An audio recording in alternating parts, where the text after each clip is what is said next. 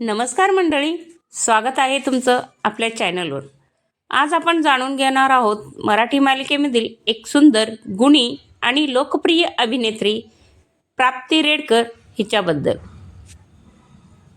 प्राप्ती रेडकर ही सध्या सावली म्हणून सिरियलमध्ये झी मराठीवर आपल्या भेटीला रोज येते.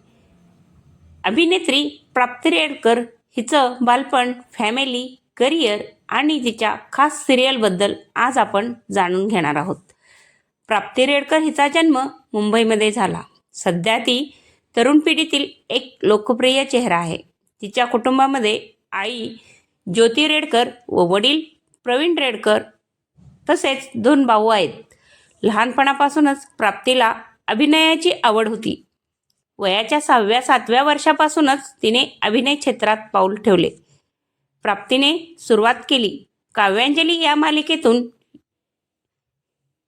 तिने अंजली ही भूमिका साकारली. या भूमिकेमुळे प्रेक्षकांच्या मनात वेगळे स्थान निर्माण केलं. यानंतर तिने सावल्याची जणू सावली या मालिकेत सावली ही मुख्य भूमिका साकारली. सावली या साध्या गरीब घरातील मुलीच्या भूमिकेमुळे तिला प्रचंड प्रसिद्धी मिळाली.